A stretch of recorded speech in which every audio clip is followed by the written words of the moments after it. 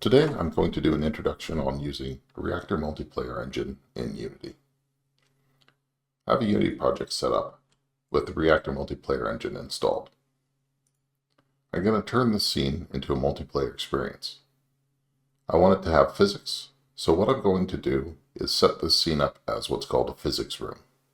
So I'll right-click in the hierarchy, go to Reactor, and select Physics Room. I'm going to call it Physics Room. Over here, you'll see the various settings available to you to configure how the reactor room runs. Now we're going to set up a simple scene where we can interact with various objects through the server. So I'm going to create a platform, basically a cube. And I'm going to center this thing and give it some dimension.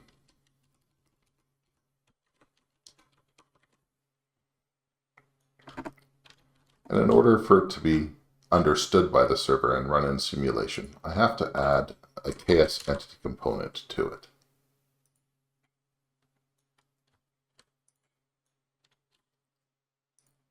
And call this the floor.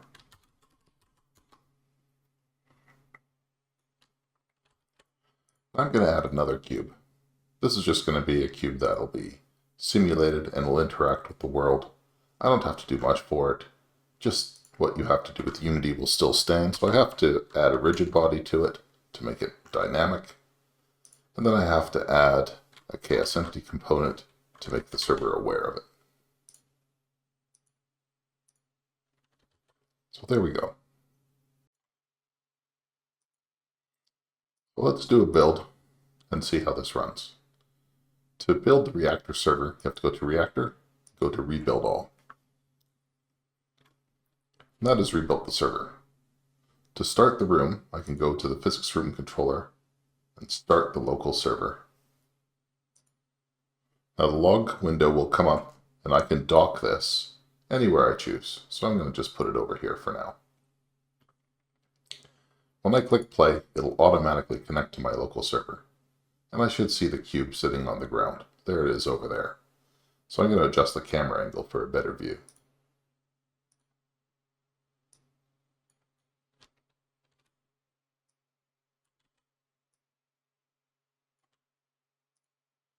And I'll move the cube into a location that's closer to the camera.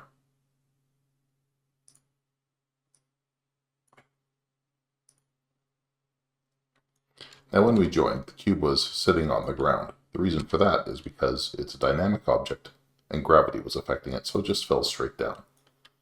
So we have to set this up so it's maybe doing something a little more interactive. To do that, let's add another object. So I'm going to basically create a sphere. I'll just leave it as a sphere. I'll set it up the same way as the cube. So I'll add a KS entity component to it, and I'll add a rigid body.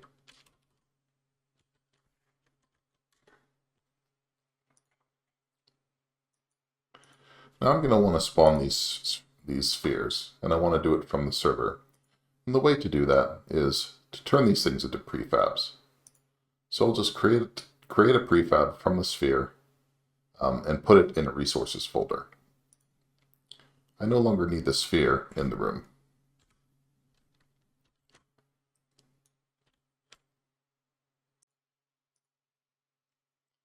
So what we're going to do to spawn the sphere is we're going to create an RPC.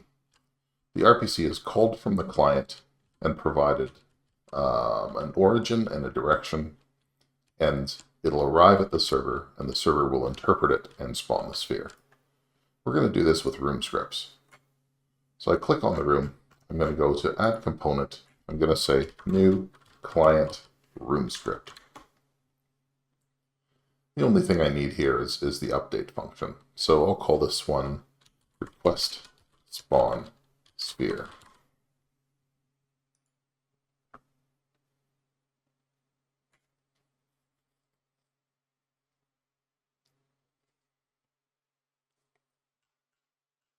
So there it is. Let's go and edit this script.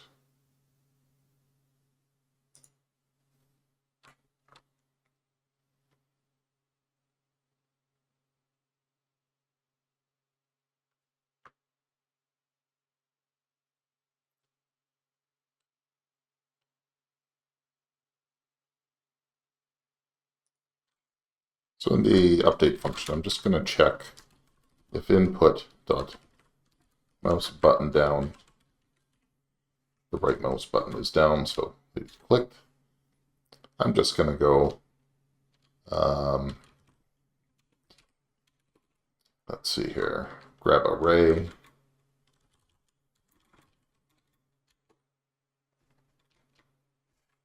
from the mouse position. That's exactly what I want to do, yes. So there we go. Now I'm going to go room.call RPC. I'm just going to give an RPC an ID. I'm just going to call it 10. And then I'm going to send the array.origin and the array.direction. All right. Now we'll go back to Unity, and we're going to add another script, and this will be on the server side to handle the server component. This will be a new client, new server room script. And this will be called spawn sphere.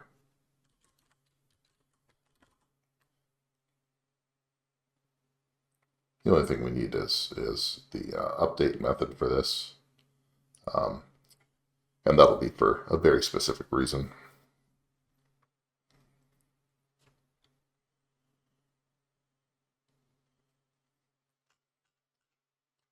All right, so let's edit this script.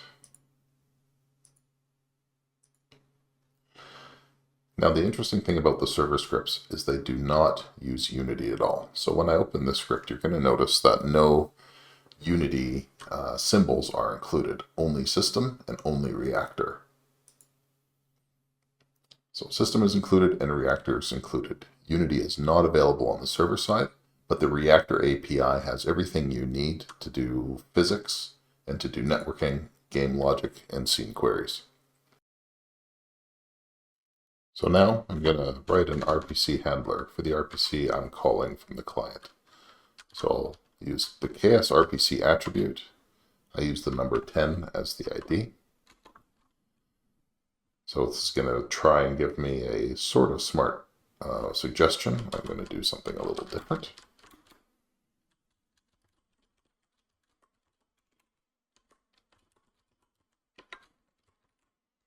So RPCs always receive an iServerPlayer interface, which contains a player information for the one who sent the RPC when they're coming from the client and going to the server. The other parameters will be the vector 3s for the origin and the direction.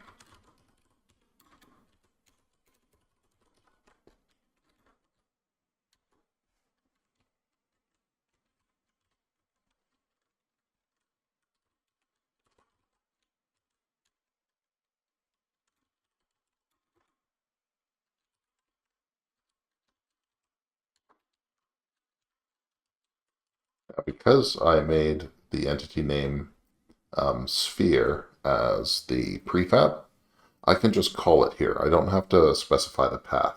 It will search the path of all the resource folders and find the right one. And then I will use origin. That's the origin. And then what I want to do is I want to go to the sphere, go to scripts, .get, and I want the KS rigid body. So I get the rigid body off of it, and I'm going to get velocity. That's going to equal direction times a number, say 30 times. And that's it. So let's see if this works.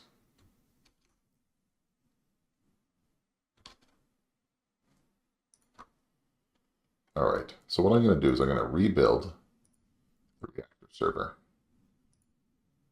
And that has restarted the local server because I'd left it running. So let's see what happens when I connect.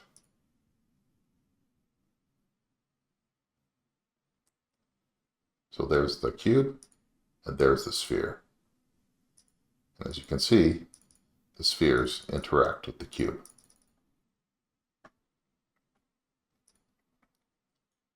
So we could make this just a little more interesting.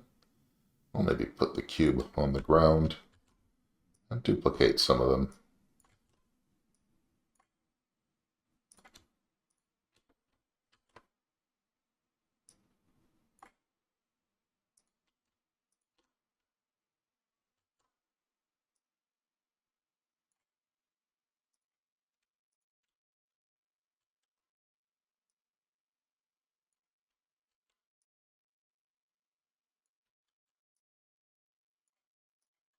Just like that. Let's do a rebuild on this. And let's connect in.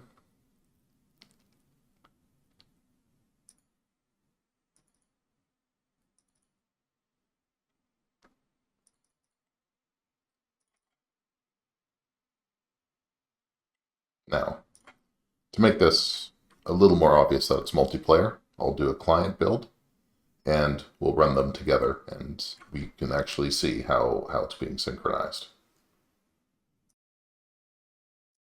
Okay, so here are two client builds running. You can see that anything I do in one always appears in the other and vice versa, just through the local server. So there's no latency at all locally. So it'll be very interesting to see what this looks like when I connect to an online server. So to do that, I go to Reactor, and I'm going to go to the publishing menu. So I'm already signed in. Let me just move that there. Now I'm going to give this an image name. I'm going to call this Cube World. I'm going to give it version 0.1. These can be anything you want. And I'm going to publish it. Now I have a version of the code, geometry, and everything required to run the online server published to an online location. So the next step is to start a server. So I can start servers anywhere in the world. For now, I'm just going to pick North America West. It's found the scene that has the room in it, and it's found the one physics room that I've placed in there. I can give it a name. I'll just say test, and I'll say launch server. Now Cube World is running online. I can see what the host name is and what port it's running on. In order to connect to the server, I'll go back to the physics room. I'm going to go to the connect script. So the connect script is generated automatically. You can modify it once it's generated, but it gives you some basic functionality. Right now it's set up to connect locally using TCP. So I'm going to switch it to UDP. I'm going to tell it to connect online. And if I connect online, it should connect to the online server. So this is the online server instance running.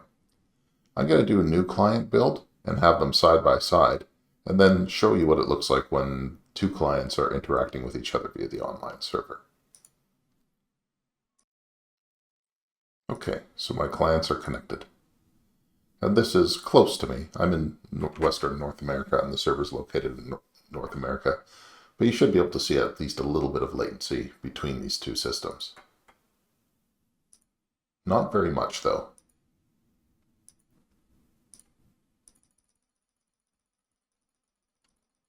Now, there's two things you'll notice.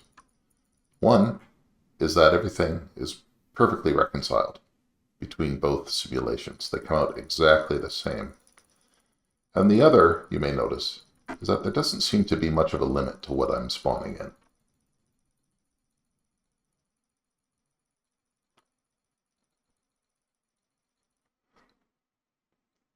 Reactor actually is very, very efficient for transferring the data required for physics simulations. So you can do physics simulations with hundreds or thousands of objects. And you could do games with even more players and NPCs. So I'm going to shut this down. And then I'm going to move on to a controlled entity. I want to make a controlled entity. I've removed the previous spawning code, and I've set up this capsule to serve as our player avatar. I've attached a rigid body to it, and I've attached a KS entity component. The next thing we have to do is make it controllable.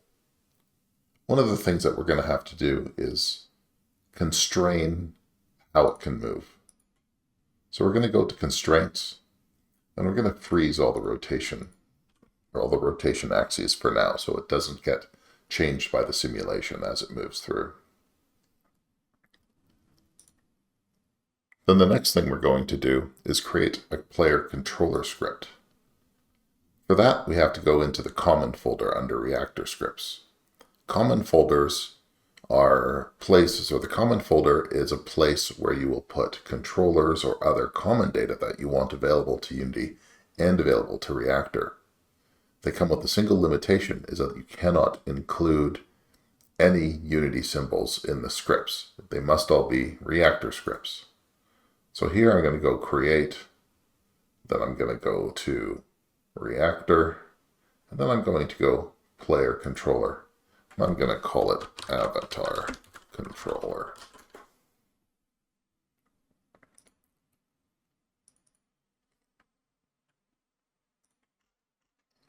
So we'll just load this up and get it edited.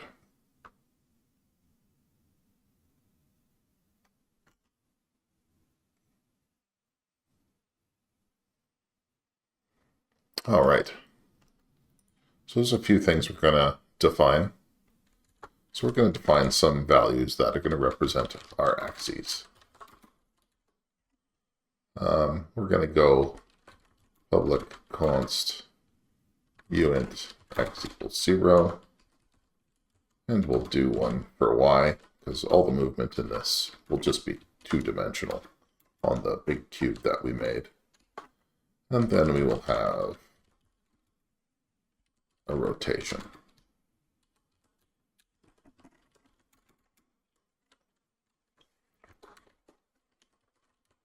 And we're also going to do buttons.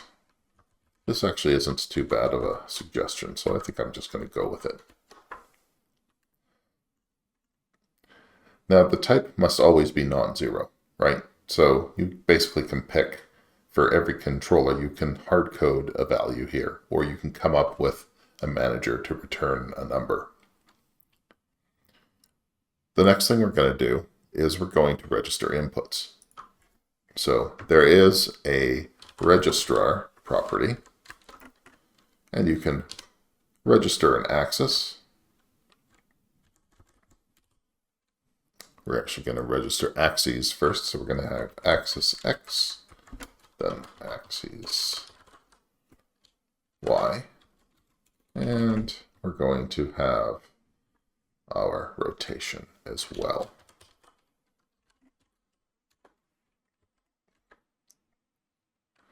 And then we'll register buttons jump.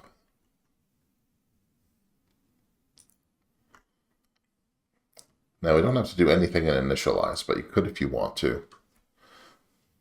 We're going to add some fields that are editable from the editor. So even though this is not a Unity script, we do provide a KS editable attribute, which you can put in front of a field just like you would in any editable field in Unity. And I'm going to give private float, I'll call this speed.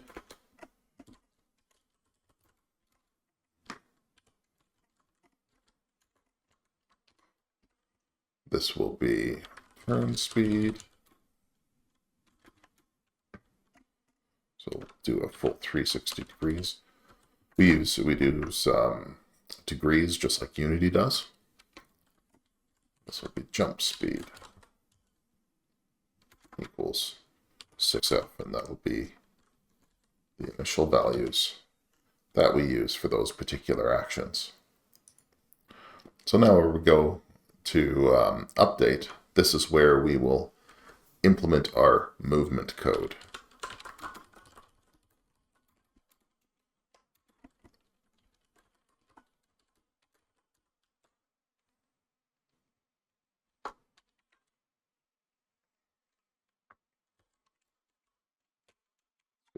Of itself.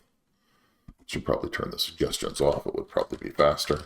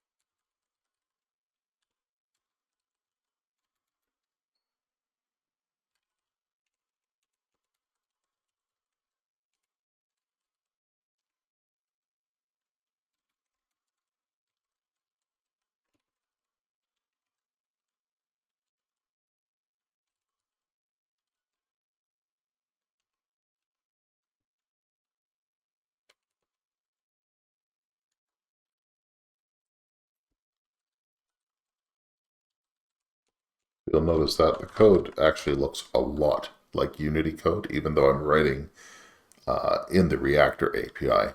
If you're familiar with Unity, getting familiar with Reactor will be very, very simple for you.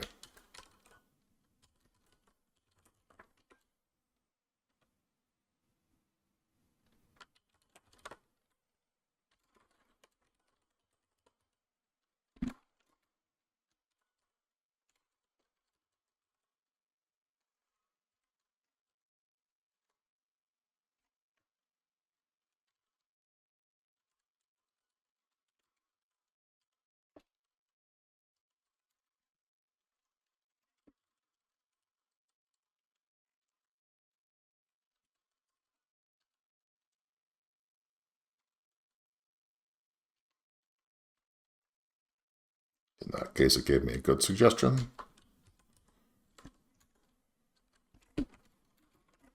So we're going to just preserve the rigid body velocity.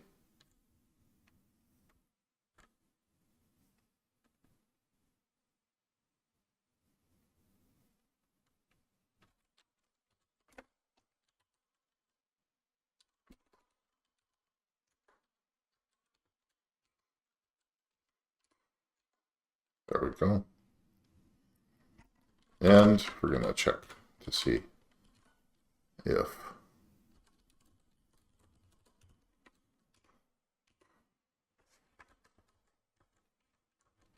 we don't have an isGrounded function.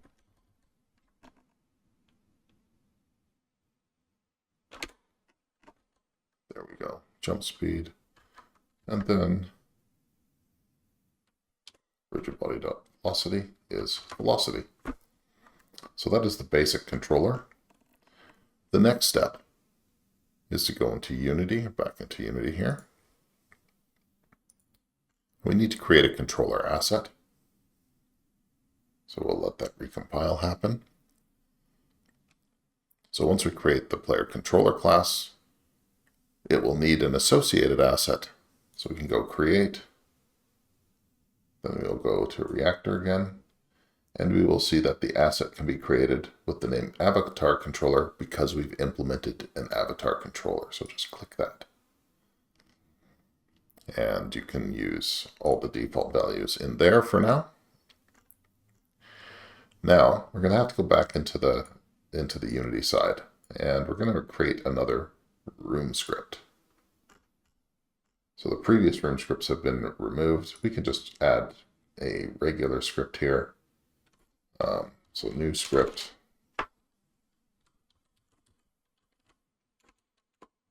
That's an empty script. There we are. So I'm going to call this one bind inputs.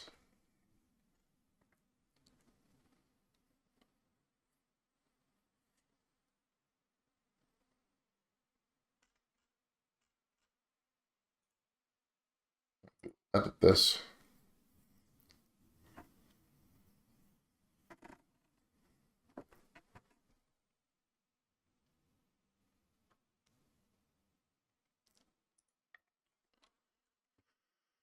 Now here all we need to do is bind the axes that we've defined in Reactor to whatever input system we're using. Because I'm using the old input system, I can just use the standard kind of mnemonics for the horizontal and vertical and jump commands. You can also bind the new input system. The syntax is slightly different. You can also not bind axes and simply set their values by, say, reading mouse inputs or doing whatever you need. So it's very flexible. So here I just need to say using Reactor or ks.reactor and using ks.reactor.client.unity.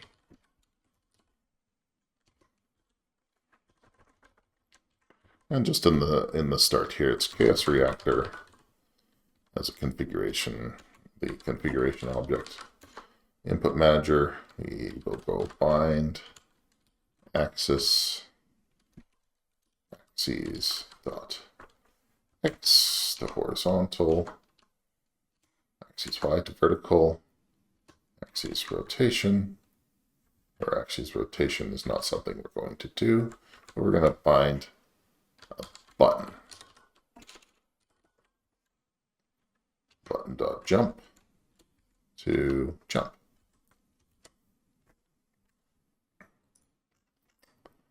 All right, let's go back to the project. So we have the avatar, we have the controller.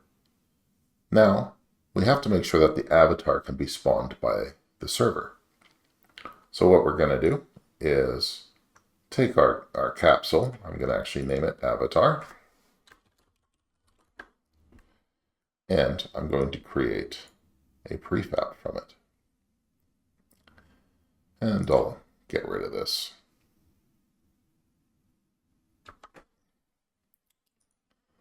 So the next thing I'm going to do is write a server room script. The server room script will wait until a player joins, and then it will spawn the avatar, spawn the controller, attach the two, and monitor for players falling off the field, maybe do a little bit of cleanup. So we will go to the add component. We will say new server room script, and this will be spawn avatar.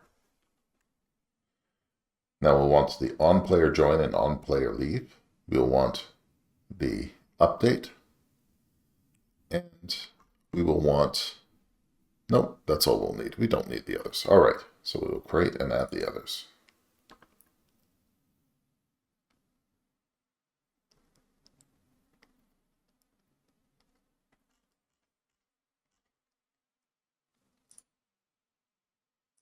So let's go in and edit this script.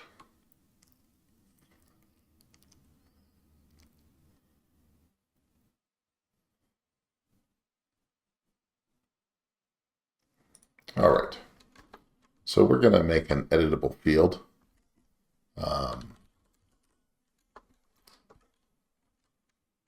KS editable, and this one is going to let us specify what player controller to use.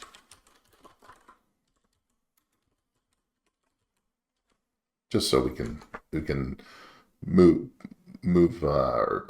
change the controller by moving the dragging and dropping different assets onto the field, right?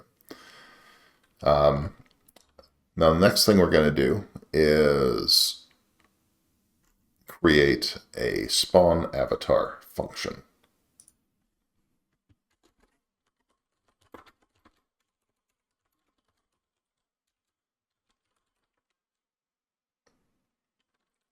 I'm going to give it the player to use to spawn. That was a good attempt by the code completion, but it didn't work.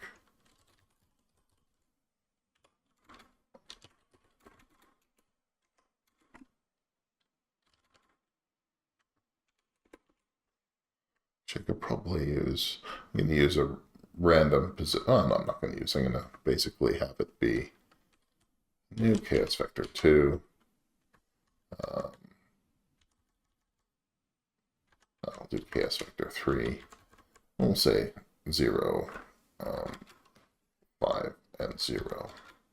Just so it spawns a little bit above. Oops. Spawns a little bit above the ground.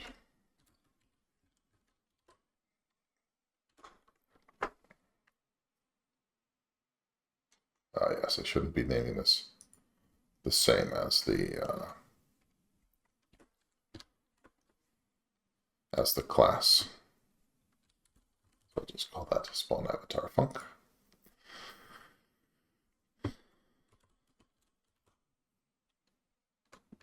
So here's where I'm going to spawn the actual avatar.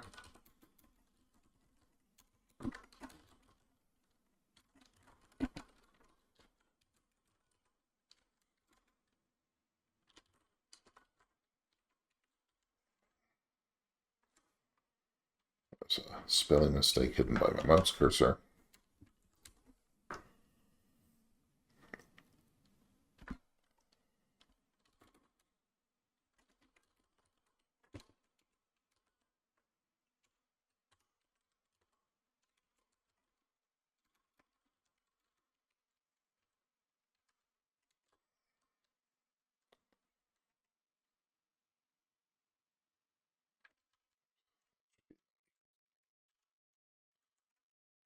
Say avatar dot. So here we will basically set the owner as being this controller.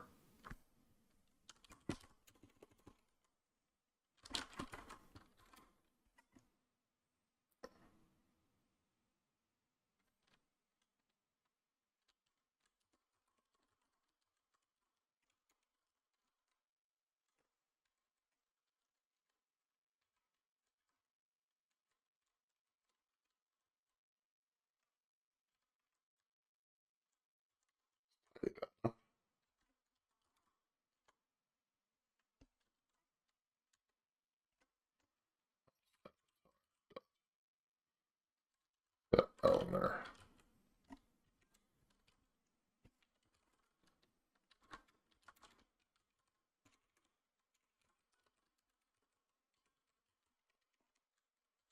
So we'll always default to the avatar controller in case the controller has not been defined. So now when the player joins, we will call the spawn avatar func. And when we leaves for now, we won't do anything. In the update function, I could add some checking in here just so if players go off the edge, it deletes them. So I think that might be fairly straightforward to do. So we're going to go just do a for each. I'm going to say KSI server entity in room.entities. So we'll do some. Let's see here. Entity. Oops. KSI server entity. Entities, if entity dot transform dot position dot y is less than, say, -10, we will simply destroy the entity. That's all. And so that way we don't you know, players will fall off the edge and then they'll have to reconnect. They won't respawn yet because we haven't put any respawning code in here.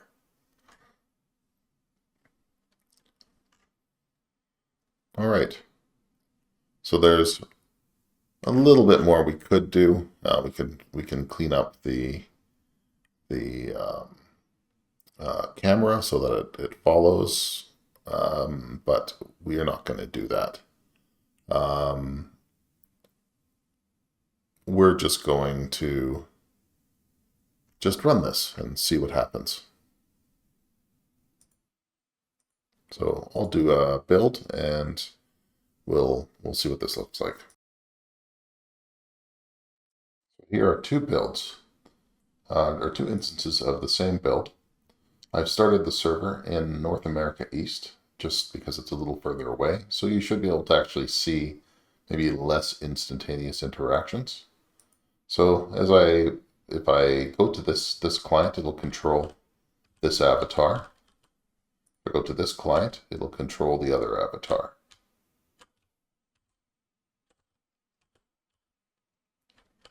So as you can see, the response is pretty good. It's relatively low latency.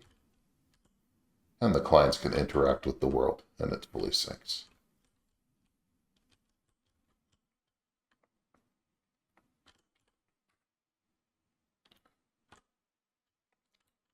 So that concludes this tour. We'll be publishing more videos with more advanced features over the coming weeks and months. Thank you.